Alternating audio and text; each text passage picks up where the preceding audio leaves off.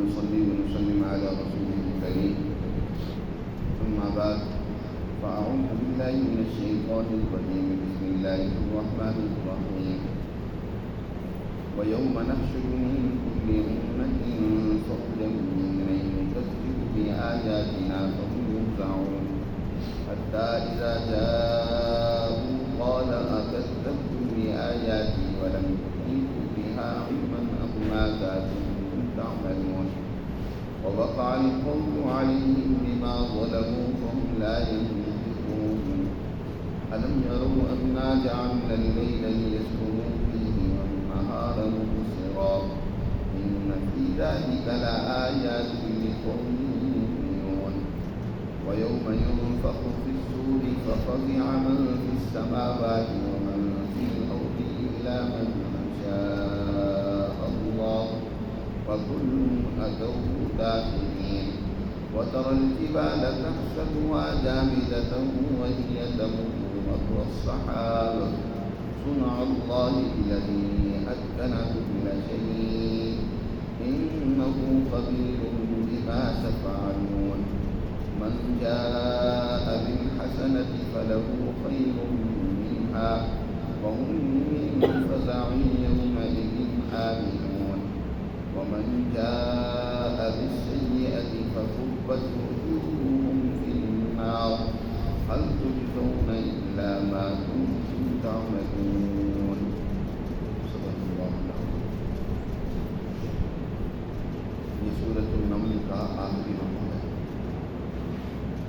اس رکوع میں اللہ سبحانہ و تعالی نے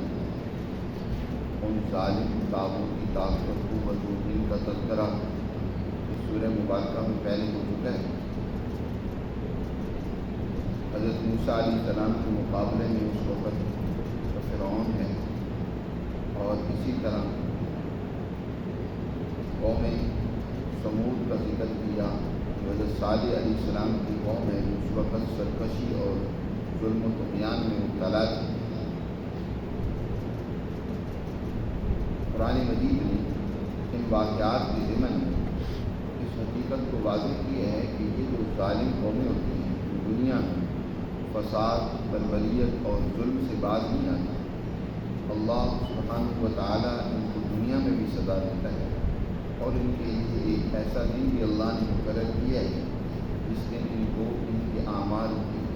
پوری جزا انہیں ملے گی. اور وہ دن یوم الحشر کہلاتا ہے, یوم الجزا کہلاتا ہے. مختلف نام اللہ نے اس دن کے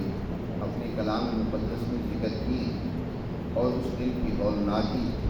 اور اس دن اللہ کا جلال اور اس کی عظمت اس کو بھی بیان کیے. یہاں اس آخری رکوع میں بھی اللہ سبحانہ و تعالیٰ نے اس دن کا تذکرہ کیا. یاد رکھیں بعض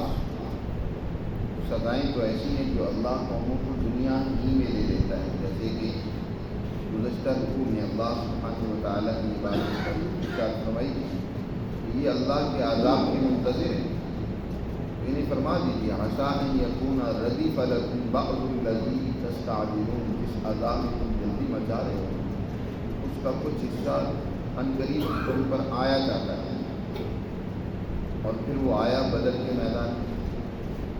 بدر کے میدان میں یہ سارے سردار مارے اور کچھ جو بچے وہ گرفتار ہوئے. تو یہ ان پر سزا دنیا میں ہے, لیکن کامل اور مکمل اور پوری سزا کل قیامت کے دن میں ہوگی. یہاں تو ظاہر ہے زیادہ سے زیادہ کسی کو سزا ملی تو ختم کر دیا گیا, معاملہ اس کا ختم ہو گیا. لیکن قیامت کے دن خاتمہ نہیں ہوگا, وہاں انسان کے لیے موت نہیں ہوگی. وہاں اصل اس کو سزا ملے گی کہ جس سے اس کی وجوہ کی گندگی نکلے گی, اسے پتہ چلے گا کہ اس نے اب تک کیا کیا. وہ کل قیامت کے دن اللہ نے یہاں اس کا تذکرہ کیا. فرمایا وَيَوْمَ نَحْشُرُ مِنْ كُلِّ أُمَّةٍ فَوْجًا مِّمَّن يُكَذِّبُ بِآيَاتِنَا. جس دن ہم ہر امت سے مکذبین جو جھٹلانے والے تھے ہماری آیات, ہماری تعلیمات کو جھٹلانے والے تھے, ان کی گروہ لگیں تو یوزعون اور انہیں روک لیا جائے گا اکٹھا کرنے کی غرض سے میدان معاشر میں مختلف جرائم پیشہ لوگ وہ اکٹھے ہوں ان کی الگ الگ جماعتیں اور جتھے اور گروہ بنا لیے جائیں ہر مجرم کو اس کے جرم کی نوعیت کے اعتبار سے اس کی الگ جماعت ہو مثلاً جو دنیا میں ظلم کرتے تھے کمزوروں اور بے کسوں پر ان کی الگ جماعت ہو جو دنیا میں چور اور لٹیرے تھے ان کی الگ جماعت ہو رشوت خوروں کی الگ جماعت ہو تارکین صلاۃ کی الگ جماعت ہو اسی طرح ہر عمل کے اعتبار سے الگ الگ جماعتیں تشکیل کی جائیں گی بنائی جائیں گی اور پھر اس کے مطابق ہر ایک جماعت کی سزا بھی مقرر ہو بعض کے اعمال وہ کم درجے کے خرابی والے تھے ان کو سزا اس اعتبار سے ہوگی زیادہ اعمال خرابی والے ہوں گے تو ان کو سزا اس نوعیت کی ہوگی باہر کے قرآن میں اللہ نے ارشاد فرمایا کہ ہر امت سے صرف اس امت محمدیہ ہی نہیں بلکہ باقی تمام امتوں کے جو ظالم تھے جو مکذبین تھے اللہ کی تعلیمات کو جھٹلانے والے تھے ان کو جمع کیا جائے گا ان کی فوجیں اور ان کے گروہ بنائے جائیں گے اور دائرۂ میدان معاشر میں لوگ اکٹھے ہو رہے ہوں گے تو پہلے مجرموں کو روکا جائے گا تاکہ بعد میں آنے والے مجرم ان میں شامل ہو جائیں یہاں تک کہ جب وہ سب اکٹھے ہو جائیں گے اور اللہ کے حضور حاضر ہو حتی اذا جاؤ تو اللہ پھر ان سے ایک سوال کرے گا پوچھے گا اگر تب تم یہ آ جاتی ولم تحیطوا بها علما کیا تم نے میری آیات و تعلیمات کو جھٹلایا حالانکہ تم نے علمی طور پر تم کو جانا ہی نہیں تھا ایک یہ ہے کہ کسی کے پاس کوئی تعلیم آئے کوئی پیغام آئے کوئی احکامات آئے اور وہ ان کو اچھی طرح سنیں سمجھنے کی کوشش کریں پھر اس کی سمجھ میں نہ آئے اس کی عقل میں نہ آئے کوئی ان میں باقی کمزوری اور نقص ہو سوال ہو پھر سوال کیا جائے نہ سمجھ آئے تو انکار کیا جائے تو پھر بھی بات سمجھ آتی ہے ایک یہ ہے کہ اس کے پاس کوئی ہدایت آتی ہے کوئی اچھا پیغام آتا ہے وہ سنتا ہی نہیں ہے اور اگر سنتا ہے تو سن کر بجائے غور و فکر کرنے کے سمجھنے کی الٹا اس کا تبصر اڑاتا ہے مذاق اڑاتا ہے غور و فکر ہی نہیں کرتا تو یہ مجرم بڑا مجرم اس میں غور ہی نہیں اس نے بات کو سمجھنے کی کوشش کی کسی کو یہاں اللہ سبحانہ و تعالیٰ بیان فرما رہے ہیں کہ تم نے میری آیات کو جھٹلایا ولم تحیطوا بها علما علمی طور پر تو تم نے ان کو جانا ہی نہیں ان کا احاطہ ہی نہیں کہ تم ان کو سمجھنے کی کوشش کرتے ہیں اما ذات تعملون یا کیا وجہ تھی جو کیا کہ وہ اعمال جو تم کرتے ہیں وہی اعمال جس میں میری آیات کی تکذیب کی طرف تمہیں لے گئے ہیں ظاہر خواہش پرستی مفاد پرستی دنیاوی جھوٹی عزت وجاہت جو اعمال انسان کے ہوتے ہیں جو انسان کو گناہ کی طرف تکذیب اور اللہ کی آیات کے انکار کی طرف لے جاتے ہیں تو کیا اعمال سے جو تم کرتے ہیں ووقع القول علیہم بما ظلموا اس وقت ظالم لوگ جب ان پر اللہ کا عذاب واقع ہوگا ہم لا ينطقون کو بول نہیں سکتے کیا جواب دیں ہم نے یہ کیا کیا وہ اس وقت بلکہ دوسری جگہ پر آتا ہے کہ بعض موقعوں پر ان میں سخت ہی نہیں ہوگی بول سکیں تو کہیں یہ بھی ہوگا کہ وہ اعتراف کریں گے اور کہیں گے یا اللہ ابصرنا و سمعنا ہم نے دیکھ لیا کہ باقی ہم نے کیا کیا جرم کیے تھے آج ہماری آنکھوں کے سامنے ان کے نتائج آئے ہیں فرجعنا اب ہمیں دنیا میں دوبارہ واپس بھیجیے نعمل صالحا انا موقنون آج ہمیں یقین آ گیا ہے اب ہم واپس جا کر بڑے نیک اور بیوے بن کر آئے اب ہمیں دنیا میں واپس بھیجیے لیکن وقت گزر چکا اللہ نے ایک ہی موقع دیا ہے دنیا میں ہر انسان کو لیکن یہ لمبا موقع دیا ہے اور اس میں بار بار اللہ سمجھاتے ہیں، تنبیہ کرتے ہیں۔ بہت سارے مواقع اللہ نے اس دنیا میں ہر انسان کے لیے سمجھنے سنبھلنے کے لیے رکھے ہیں۔ جتنے واقعات ہیں اسے بار بار جوڑتے ہیں، اسے سمجھاتے ہیں کہ بھئی باز آ جا، اب غلطی سے توبہ کر لے، اب اللہ کی رحمت کی طرف متوجہ ہو جا۔ یہی تو وجہ ہے کہ دنیا میں ابھی ہم نے پیچھے پڑھا کہ اللہ فوراً سزا کیوں نہیں دیتا، اس لیے کہ اللہ کا فضل، اس کی رحمت یہاں ہر ایک کے اوپر ہے، ہر ایک انسان کے اوپر اللہ کا فضل اور اس کی رحمت ہے، چاہے کوئی مجرم ہی کیوں نہیں،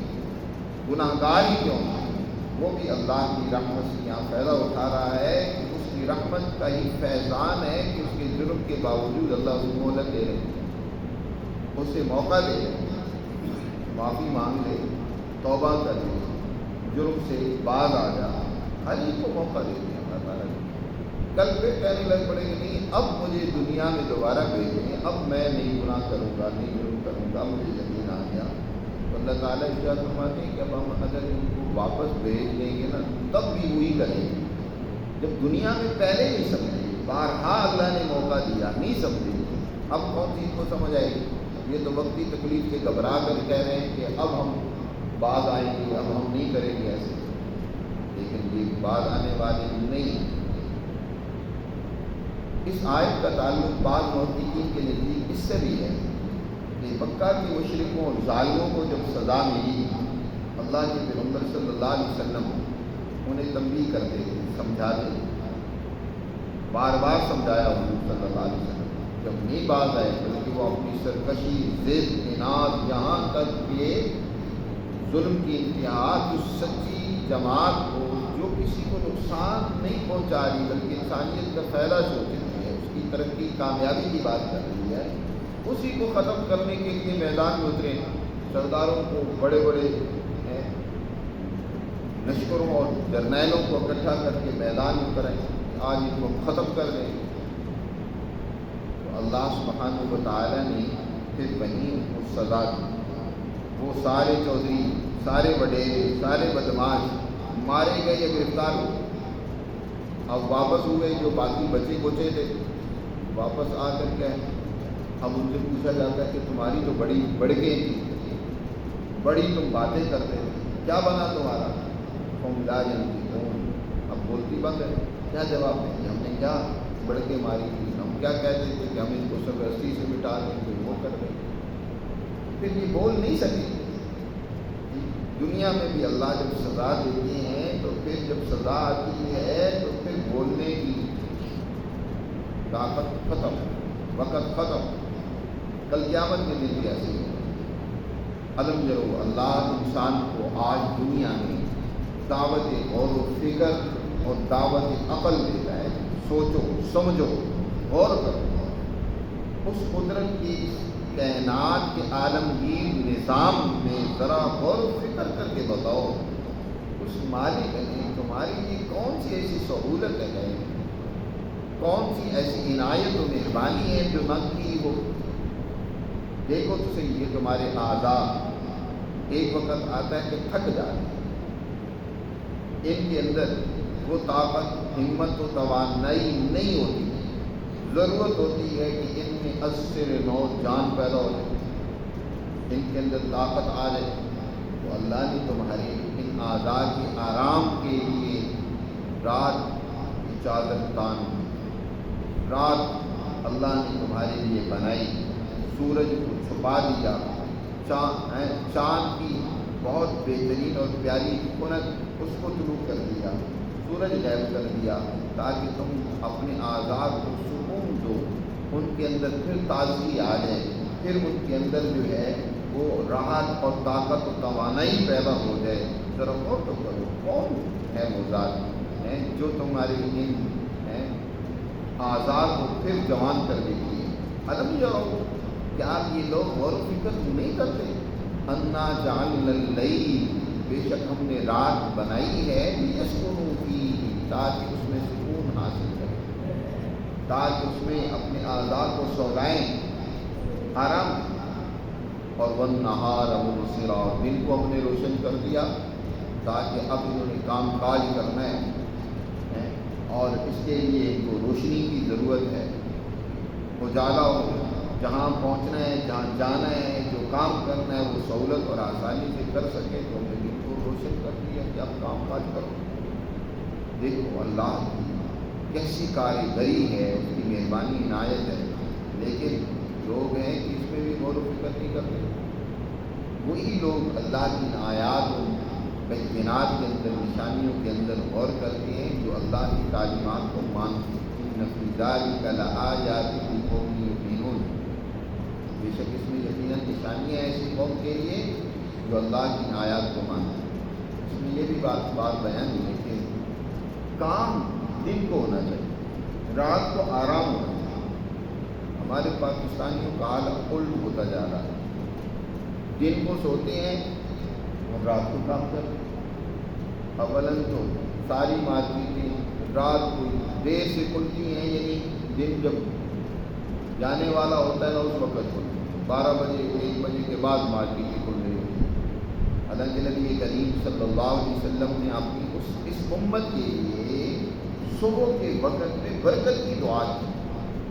اللہم بارک لنا فی بکورنا، اے اللہ میری امت کے صبح کے وقت میں برکت رکھ دے۔ برکت کا وقت، کام کا وقت، اللہ کی مدد کا وقت، جس کے نتیجے میں تھوڑے سے عمل اور کام سے بہت زیادہ فائدہ تمہیں مل سکتا ہے، وہ تو صبح کا وقت ہے۔ لیکن یہ صبح کے وقت سوئی ہوتی ہے، اور رات جب ہونے والی ہوتی ہے تو ہم کام کے لیے نکلتے ہیں، پھر رات دیر تک کام کاج۔ پھر آج کل جو کمپیوٹر سائنسز سے متعلق نوجوان ہے وہ تو رات کو کام ہی رات کو کرتا ہے، دن کو وہ سویا رہتا ہے، سے جسم کے اندر وہ طاقت نہیں پیدا ہوتی، وہ توانائی نہیں آتی جو آنی چاہیے۔ اس لیے اللہ سبحانہ وتعالی نے ارشاد فرمایا کہ ہم نے رات کو اس لیے بنایا ہے تاکہ اس میں انسان سکون حاصل کرے، اور دن کو اس لیے بنایا ہے، روشن کی ہے تاکہ اس میں کام کاج کرے۔ ان فی ذلک لآیات لقوم یؤمنون ویوم ینفخ فی الصور ففزع من فی السماوات ومن فی الارض الا من شاء اللہ۔ اور پھر جس دن اس کائنات کو اللہ نے ختم کرنا ہوگا، یہ ساری کائنات، یہ نظام عالم جو اللہ سبحانہ و تعالیٰ نے انسانیت کے لیے قائم کیا ہوا ہے، ایک وقت آئے گا کہ سارے نظام کو درم برم کر دیں، ختم کر دیں، اور جب وہ ختم کرنا ہوگا تو اس کے لیے ایک بغل بجایا جائے گا۔ جیسے فوجوں میں جب حملہ آور ہونا ہوتا ہے نا تو ایک بغل بجایا جاتا ہے، ایک اعلان کیا جاتا ہے تیار ہو جاؤ۔ اسی طرح اس کائنات کے خاتمے کے وقت ایک سور میں پھونک ماری جائے گی، اس کو نفخ سور سے تعبیر کیا ہے۔ اب یہ جو نفخ سور ہوگا، یعنی بغل بجانا، یہ 3 مواقع پر ہوگا۔ سب سے پہلے اس کو نفخ صعق سے تعبیر کی ہے، وَنُفِخَ فِي الصُّورِ فَصَعِقَ مَن فِي السَّمَاوَاتِ وَمَن فِي الْأَرْضِ إِلَّا مَن شَاءَ اللَّهُ۔ سب سے پہلے جب سور میں پھونک ماری جائے گی تو اس وقت سب بے ہوش ہو جائیں گے، سب کے ہوش اڑ جائیں گے، عقلیں ٹھکانے پر نہیں رہیں گی۔ اس وقت انسان بدہوش ہو جائے گا، گویا کہ روئے قبض ہو جائیں گے۔ پہلے سور میں ایسا ہوگا جو اس وقت زندہ ہوں گے وہ سب ختم، ساری کائنات پر موت آئی۔ پھر نفخ فضا ہوگا، پھر اسرافیل جن کی ڈیوٹی اور ذمہ داری ہوگی کہ اب ان تمام کو بیدار کر اٹھاؤ، زندہ کرو۔ اس وقت جب سور میں پھونک ماری جائے گی تو لوگ بڑے گھبراہٹ کے ساتھ اٹھیں گے۔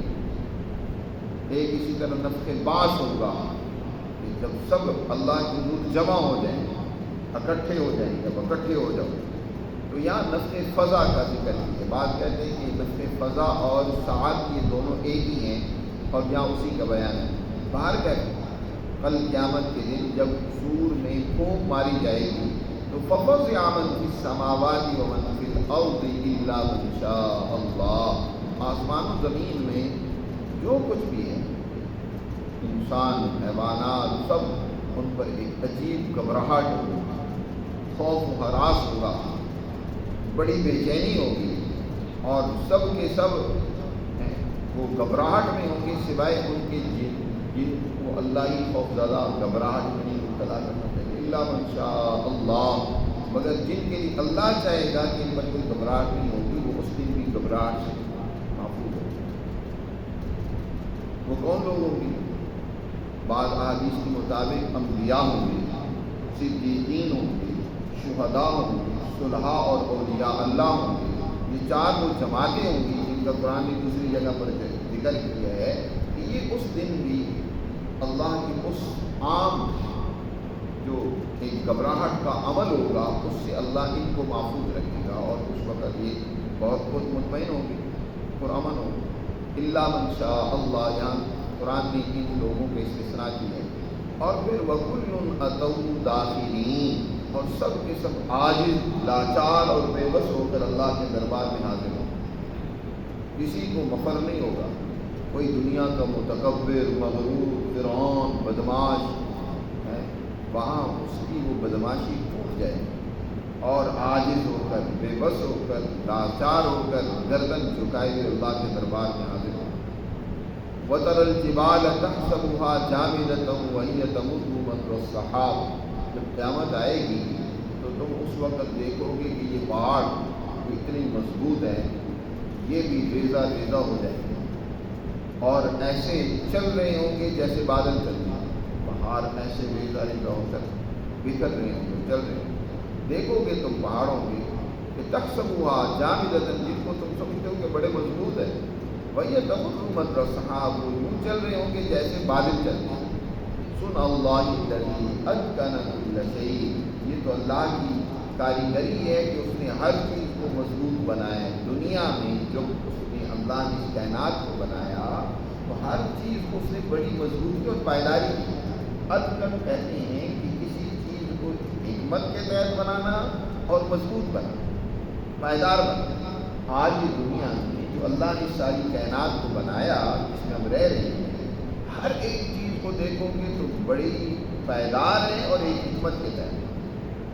اور یہ مسلمان جماعت کو بھی حکم دیا گیا ہے کہ جب بھی وہ کوئی کام کریں ٹمپریری نہ ہو، عارضی اور وقتی نہ ہو۔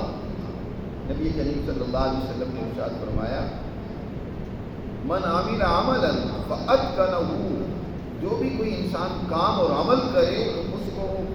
مضبوط اور پائیدار بنائے اور ایک حکمت کے تحت کرے، کسی مصلحت کے تحت۔ یہ خاص طور پر اس لیڈرشپ، سیاسی جماعت جو مسلمان عوام کے مسائل حل کرنے کی ذمہ دار جماعت ہے، ان سے کہا جا رہا ہے کہ وہ جب اپنے عوامی قومی کام کریں ٹمپریری نہ ہو، عارضی نہ ہو کہ آج سڑک بنائی ہے کل پھر توڑ دی، 2-4 دن بعد بنائی ہے پھر کھدائی شروع کر دی، جیسے پاکستانیوں کا حال ہے۔ مقروض ملک ہے، عوام کے اوپر ٹیکسز کی بھرمار ہے،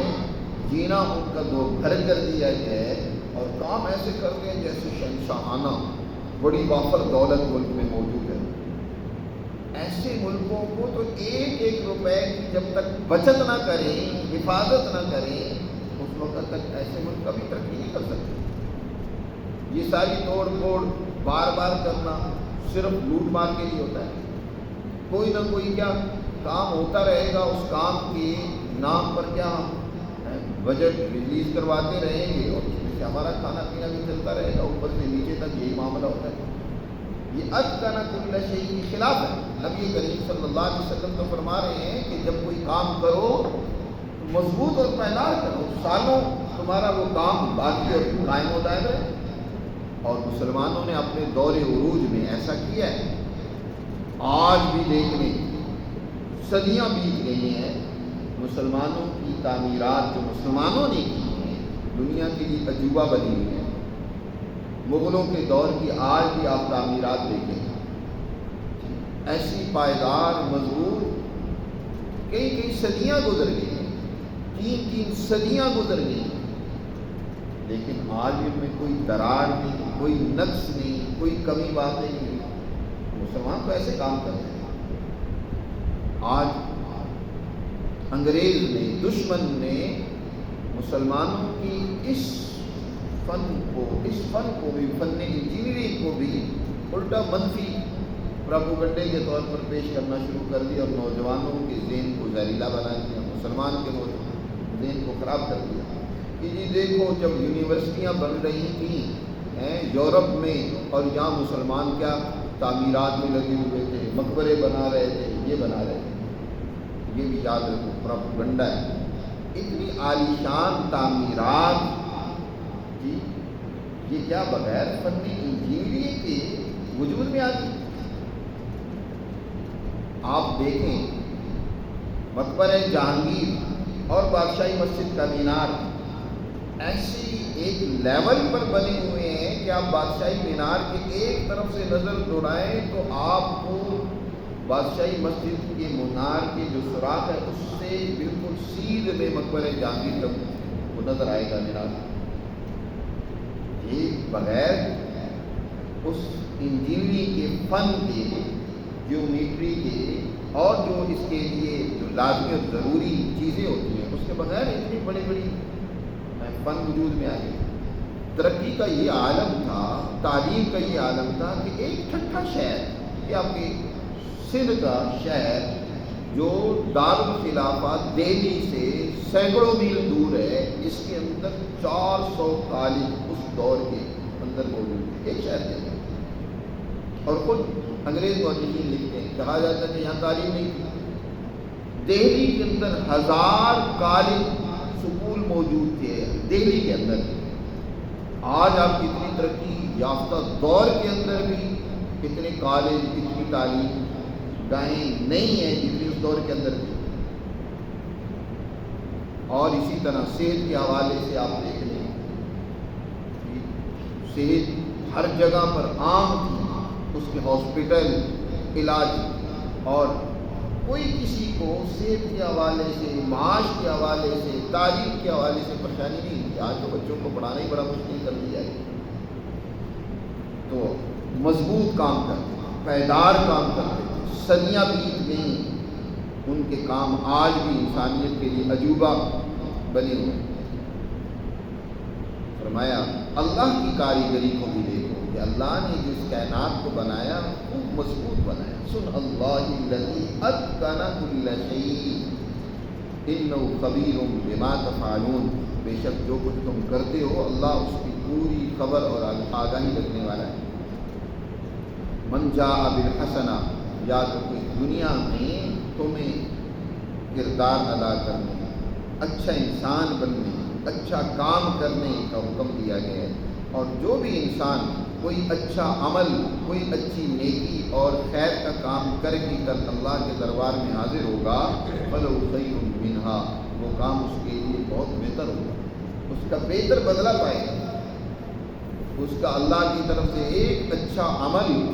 10 گنا بڑھا کر اس کا اجر اللہ عطا فرمائیں گے۔ اور پھر وہ کل قیامت کے دن جب ہر ایک انسان گھبراہٹ میں، بے چینی اور خوف میں مبتلا ہوگا، تو ایسے لوگ جنہوں نے دنیا میں اچھا کردار ادا کیا، انسانیت کے لیے پائیدار اور مضبوط کام کیے، وہ اس دن کے خوف سے محفوظ ہوں گے۔ حدیث میں آتا ہے نبی کریم صلی اللہ علیہ وسلم نے ارشاد فرمایا کل قیامت کے دن اللہ کے عرش کے سائے کے علاوہ کوئی سایہ نہیں ہوگا۔ اللہ ایسے حکمران کو خاص طور پر اپنے عرش کے سائے میں جگہ دے گا جس نے دنیا میں عدل قائم کیا، دنیا میں وہی مضبوط پائیدار انسانیت کے لیے کام کیے، جرم نہیں کیا، فساد نہیں پیدا کیا، خرابیاں نہیں پیدا کی، تو جو اچھا کام کر کے آئے گا اس کا بہتر بدلہ اسے ملے گا۔ اور ومن جاء بالسیئۃ، جس نے برائی کا ارتکاب کیا، فکبت وجوہہم فی النار، انہیں اوندا منہ جہنم میں گھسیٹ کے ڈالا جائے گا، اور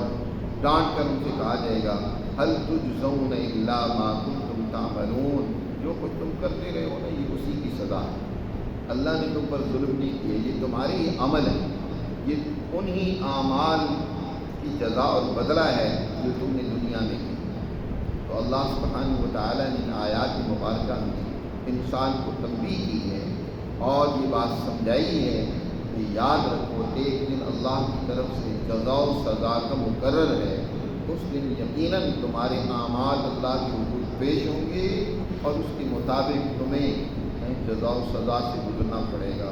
اللہ ہمیں اس دن کی اس دنیا میں ہی تیاری کی توفیق عطا فرمائے اور اچھے اعمال و کردار ادا کرنے کی ہمیں اللہ ہمت دے۔